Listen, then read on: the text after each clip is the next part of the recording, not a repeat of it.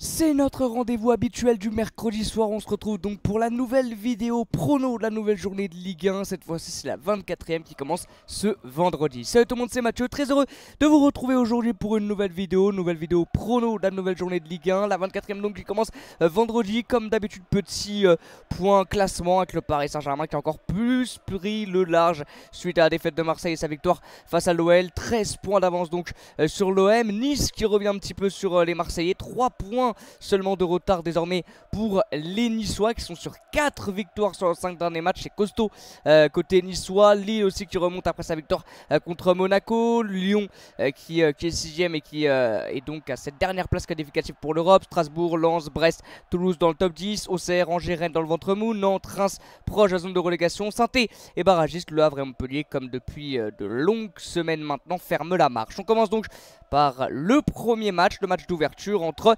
l'AS Monaco et le Stade de Reims. Reims n'a plus gagné depuis le 10 novembre dernier en Ligue 1. Ils ont gagné en Coupe de France à l'heure où je m'enregistre hier, donc face à Angers au tir au but avec un but encaissé à la 95e minute de jeu. Et ils ont quand même réussi à s'imposer en marquant leurs 5 tirs au but et grâce à un arrêt de Yehvan Diouf qui a encore été très bon sur ce match-là. Et c'est l'un des meilleurs Rémois depuis quelques matchs. Maintenant, c'est pas très bon, hein. Quand ton meilleur joueur c'est ton gardien, heureusement qu'il est là. En Ligue 1, ce quatuor offensif, Diakité, Thomas, Nakamura, Ito qui marchait bien en première partie de saison est vraiment moins bon. Voilà, c'est des résultats catastrophiques côté Rémois, même face à des équipes du très bas du classement. C'est compliqué pour Reims. Maintenant c'est le maintien, on en a parlé dans la vidéo de lundi, on parlait des équipes qui pourraient malheureusement rejoindre la Ligue 2 en fin d'année. Bah, on a mis Reims dans l'eau parce que ça perd contre Nantes, ça perd contre Angers, ça perd contre Saint-Etienne en ayant vraiment fait une très mauvaise rencontre, notamment une mi-temps catastrophique. Bref, ça n'arrive plus. Côté Rémois, ils ont viré Lucas Elsner, mais pour le moment, il n'y a pas de changement qui se voit. Et puis le départ d'Emmanuel Agbadou aussi au mercato hivernal a fait beaucoup de mal à cette équipe rémoise qui va donc se déplacer du côté de Monaco. Monaco, c'est assez irrégulier quand même si ça reste très haut au classement, bien évidemment. Ça reste irrégulier côté monégasque. Et puis cette élimination en Ligue des Champions leur a fait du mal également. Il y a cette défaite contre Lille. Malheureusement, ils ont du mal face au très gros du championnat, les monégasques. Après, ils vont bien évidemment partir largement favoris sur ce match face à Reims. Avec 1,40 côté Monaco, la victoire rémoise est cotée à 7. Je vois pas Reims aller chercher quelque chose à Monaco. Maintenant, Monaco a perdu face à des équipes auxquelles on s'attendait absolument pas. Monaco a perdu contre Montpellier, Monaco a perdu contre Angers. Donc Reims peut tenter le coup. Cette victoire aussi et cette qualification en demi pour la Coupe de France peut leur faire du bien aux Rémois. Mais ça me paraît quand même compliqué d'aller chercher quelque chose. Le mal est vraiment profond côté Reims, que ce soit les individualités, dans le jeu, dans le collectif. Alors que réellement l'effectif il est plutôt bon, hein. On en a parlé bien sûr du quatuor, mais voilà, le petit Koné au milieu de terrain est plutôt bon. Yehvan Diouf c'est le meilleur joueur, il n'y a rien à dire depuis quelques matchs maintenant. Mais ça ne veut plus, voilà, ça ne veut plus côté Rémois. Déplacement compliqué à Monaco, même si Louis II n'est pas... Alors je crois qu'ils sont quand même assez, ils sont assez costauds. Ils sont assez costauds, ils ont quand même pris 26 points à domicile. Les monégasques à l'extérieur, Reims c'est 11ème. Ça se déplace pas non plus très mal côté Reims. Mais là c'est un déplacement délicat du côté de Monaco. Je ne vois pas les monégasques, on en connaît 7 en plus à Nantes il y a pas si longtemps, perdre face à cette équipe rémoise. Donc au pire un match nul. Je pense que Reims va aller mettre le bus. Donc un partout, 0-0. Mais je pense pas, vraiment je pense pas. L'armada offensive de cette équipe monégasque est largement capable de marquer beaucoup de buts sur ce match là. Donc je vois bien une victoire, les 3-1 de l'AS Monaco.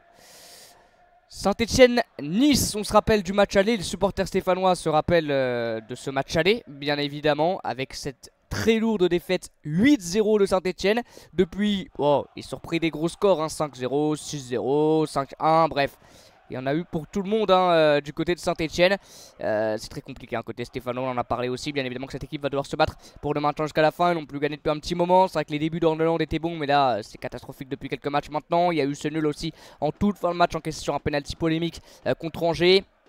Là ils vont rencontrer une équipe qui marche sur l'eau, hein, l'OGC Nice, on l'a dit, 4 victoires sur les 5 derniers matchs. N'a plus perdu Nice en Ligue 1, parce que cette défaite en Coupe de France qui fait mal. Mais en Ligue 1, ils n'ont plus perdu... C'était contre Lille, n'ont plus perdu depuis le 17 janvier. C'est très fort, ils ont notamment gagné contre l'OM. Cette élimination en Europa League, ça aussi je pense que ça joue parce que depuis qu'ils ne sont plus en Ligue Europa, ils sont imbattables les Niçois. Ils ont plus qu'un match par semaine. Il y a plus ce stress et cette prise énergétique, on va dire, des 2 matchs dans la semaine. Et puis ils ont une super équipe. Guessant il est exceptionnel. Laborde incroyable. Dante j'en parle même pas. Un bon milieu de terrain, des bons pistons qui sont bien mis en avant par Francaise. C'était pareil à Lens, mais à Nice aussi avec Klose et Abdi qui sont très forts, notamment Melvin Bard parfois. Donc ouais, Nice c'est largement au-dessus et pareil. Hein. Là, ça m'étonnerait pour Saint-Étienne qu'ils arrivent à faire quelque chose et ils peuvent se prendre encore un score. Hein. Alors le truc c'est qu'à domicile c'est pas catastrophique Saint-Etienne, on l'a déjà dit. Hein. C'est loin d'être cata, c'est là où ils prennent le plus de points les Stéphanois. À l'extérieur c'est catastrophique, mais à domicile ça va. Maintenant ils vont rencontrer une des meilleures équipes du moment en Ligue 1. Nice c'est quand même très fort, hein, l'OGC Nice. Donc la victoire je crois absolument pas pour Saint-Étienne.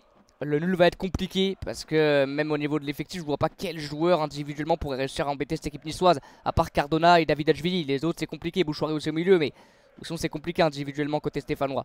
Donc ouais, je vois malheureusement une large victoire niçoise, je dirais. Hein. Malheureusement, n'hésitez pas à me dire ce que vous en pensez, supporters stéphanois. Moi je vois une victoire 4-1 de l'OGC Nice. Je suis un peu méchant, mais Nice est très fort et Saint-Étienne, ouais, c'est malheureusement assez faible hein, depuis plusieurs matchs.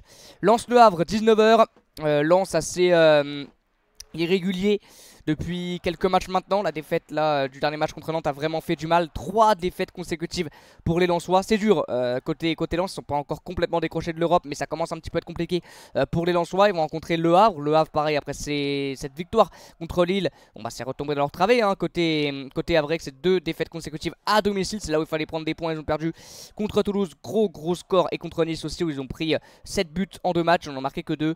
Donc c'est compliqué côté Havre. Ils se prennent 2 buts en 15 minutes sur les 2 derniers matchs je crois à domicile. Là ils vont se dépasser chez une équipe un petit peu malade, le Racing Club de Lens, mais qui partira bien évidemment favori sur ce match là.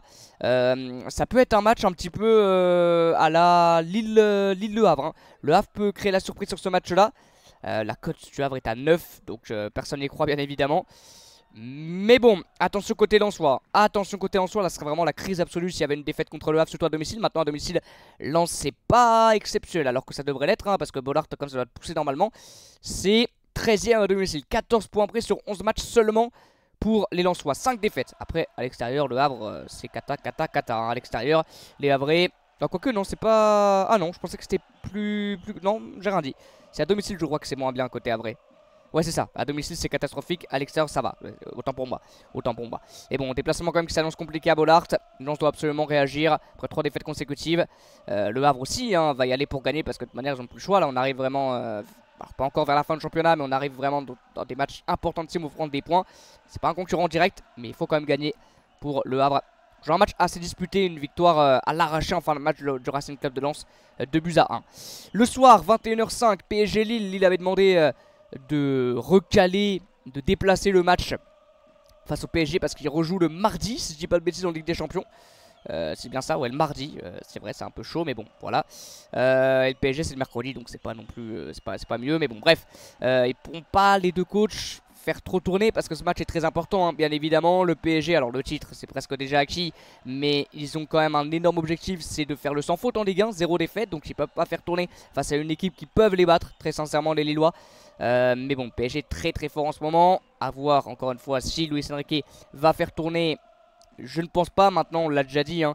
Mais même s'il fait tourner, même avec une équipe B, c'est une équipe très compétitrice et qui est capable bien évidemment de battre la formation de Lille. Voilà, maintenant Lille c'est costaud. Il y a eu ce petit passage un peu moins bien, notamment cette élimination en coupe. Mais voilà, c'est très costaud. Côté Lillois, ça va être un super match, j'ai hâte de voir ça. On espère quand même qu'ils ne seront pas trop réticents dans le match, on va dire, les 22 acteurs qui vont pas jouer à 60-70% avant leur match aller très important face à Dortmund et face à Liverpool. Mais bon, je pense pas, je pense qu'on va avoir un match avec de l'intensité, des buts. Je vois bien des buts de chaque côté, je vois bien un match nul assez prolifique. Mais si le PSG est très fort, je pense qu'ils auront la tête un petit peu à Liverpool. Donc je vois bien un 2-2 entre le Paris Saint-Germain et le LOSC. Le LOSC est une des seules équipes peut-être avec l'OM, Nice, peut-être Monaco. Et encore Monaco a montré qu'il pouvait rien faire contre le PSG. A embêté le Paris Saint-Germain, peut-être les battre. Mais j'y crois pas trop parce que le PSG c'est très costaud. Donc je verrai un 2-2 entre Paris et le LOSC. On continue avec le match de 15 h. Lyon-Brest. L'Olympique Lyonnais est un peu mieux. Bon, ils ont perdu contre le Paris Saint-Germain, mais avant ils avaient enchaîné les 2 victoires consécutives. On a mis 8 buts en 2 matchs. Côté Lyonnais, c'est un peu mieux dans le jeu aussi du côté de l'Olympique Lyonnais. De Paulo Fonseca, qui avait surpris tout le monde en n'ayant ni mis Mikotadze ni mis Lacazette contre le Paris Saint-Germain. C'est Cherki en 9, en faux 9. Donc je pense pas que ce sera ça contre Brest. Brest perd un petit peu de points et c'est que c'est un match importantissime pour croire encore à l'Europe. Parce qu'ils sont seulement à 3 points de la 6ème place, d'une place européenne hein, bien sûr de Lyon. Donc ils vont tout faire pour aller chercher cette victoire. Ils n'ont plus perdu depuis le 1er février, c'était contre le Paris Saint-Germain, les Brestois en Ligue 1. Ça va être un bon petit match je pense face à l'Olympique Lyonnais qui part favori, mais ça va être un bon match. Je vois pas non plus Lyon en mettre 4 comme ils l'ont fait contre Montpellier, c'était contre qui? Ils en ont mis 4 à Montpellier et ils en ont mis 4 à Reims. Voilà, deux équipes très malades. Je vois pas du tout Lyon en mettre 4 à Brest. Ils vont partir favoris bien évidemment. Pareil, ça va être un match accroché. Les Brestois n'ont plus que ça à jouer bien sûr. Bon, ils ont encore la Coupe de France et le Rouge enregistre. Ils jouent contre Dunkerque à 19 h. Et ouais, je vois bien une victoire difficile ou alors un nul. Un match assez serré quand même hein.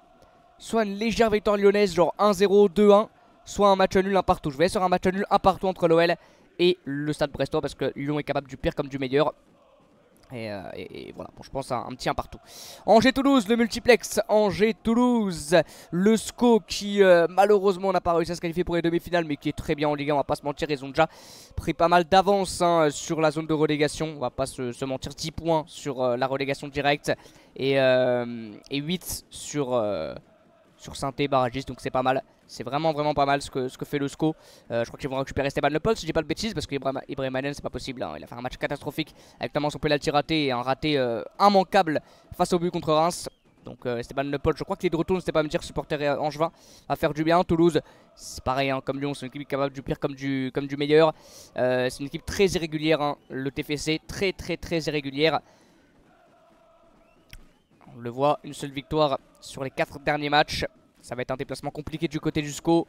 Ouais, je vois bien. C'est compliqué à pronostiquer ce genre de match. Hein. C'est serré quand même. Même au classement, c'est assez serré. Hein. Toulouse est 10ème. Il n'y a que 3 points entre les deux équipes. Angers est 12ème. Je vois bien un match assez serré, assez ouvert quand même. Et je dirais une victoire 2-1 du SCO d'Angers. Mais on peut être surpris de ce match là, ça peut être un super match. Auxerre Strasbourg, belle affiche aussi entre Auxerre et Strasbourg. Comme d'habitude on se répète, quand Auxerre reçoit c'est quasiment imbattable à domicile. Une seule défaite c'était contre Monaco, ils ont réussi à en mettre 3 à l'Olympique de Marseille. Et vous jouez donc Strasbourg. Strasbourg qui à l'extérieur n'est pas la meilleure des équipes, qui est plutôt sur une très bonne série. Ils sont plutôt réguliers comme cette année, même si avant la trêve je crois qu'ils ont enchaîné une mini crise, ils ont passé une mini crise. Mais Strasbourg c'est quand même très fort, j'en ai déjà parlé en long, en large, en travers, mais cette équipe de jeunes avec son très bon coach Tam Senior, j'aime beaucoup. Le retour de Bako aussi fait très mal aux adversaires et fait du bien à cette équipe strasbourgeoise, le retour de Dylan Bakwa. Et ce match face à Auxerre va être un très bon match. Auxerre n'avait plus gagné depuis un petit moment, ils ont gagné contre l'OM, donc la confiance elle est au max. Et ouais, à domicile je les vois pas perdre hein. Auxerre, donc je verrai un match nul, un partout entre Auxerre et Strasbourg. On termine le multi avec Montpellier-Rennes. Rennes qui revient un petit peu sous Habib Beye, grâce aussi à un super mercato hivernal, hein, faut pas se mentir, hein, c'est ok, il y a un bon travail d'Habib Beye, mais il y a surtout un énorme mercato hivernal qui a été réalisé. Et puis Habib Beye fait aussi confiance aux jeunes. Cissé, Jacquet c'est très bon depuis le début de l'année. Et les recrues pour moi hivernales sont plutôt bonnes, ce qui n'était pas le cas des recrues estivales, qui sont pour la plupart parties, c'est des flops absolus. Les recrues hivernales ne prennent pas ce chemin-là. Ils vont rencontrer Montpellier qui est Qatar, hein, bien évidemment. Ils ont ces 2 victoires consécutives, mais depuis ça ne gagne plus. Côté Montpellierin, la dernière c'était donc contre Toulouse le 26 janvier. Depuis ces 4 défaites consécutives, en ayant marqué qu'un seul but sur les 4 derniers matchs. Donc offensivement c'est compliqué. Ils ont perdu leurs 2 meilleurs joueurs offensifs avec Kazri et Kazri est encore là, avec Nordin et Altamari qui est parti donc, du côté de Rennes. Altamari de retour. Je vois quand même Rennes s'imposer, je dirais 2-0 pour les Rennais. Et on termine donc le soir avec le match entre l'Olympique de Marseille et Nantes. Un match qui sent la poudre, on va dire, qui sent le soufre. Et en plus c'est Stéphanie Frappard qui va l'arbitrer. On espère pas de problème pour elle et que ce match va bien se tenir entre les Marseillais et les Nantais. Nantes qui sort d'une très bonne victoire contre le Racing Club de Lens. 3-1 qui fait du bien, 2 victoires sur le dernier match. Bon, Nantes va se battre pour le maintien jusqu'à la fin de l'année, mais pour moi ça devrait le faire, je l'ai dit en vidéo lundi. L'OM, bon, va falloir vite passer à autre chose, c'est à domicile. Pareil, à domicile comme Bollard, c'est pas la meilleure équipe. Hein. 10ème, 19 points pris, 2 défaites, 4 nuls, 5 victoires. Bon, Nantes, ok, il y a une belle victoire contre Lens, mais je les vois pas s'imposer contre Marseille. Les embêter, marquer, pourquoi pas, mais s'imposer absolument pas. Donc je verrai une victoire Allez, une victoire 2-0 de l'Olympique de Marseille. Voilà les amis, c'est la fin de cette vidéo prono. N'hésitez pas comme d'habitude, comme chaque mercredi, de me donner vos avis. Pour vous, qui gagnera, qui perdra, vos pronos tout simplement de cette 24e journée de Ligue 1. Je vous dis donc à très bientôt pour de nouvelles vidéos. Les amis, à bientôt et ciao.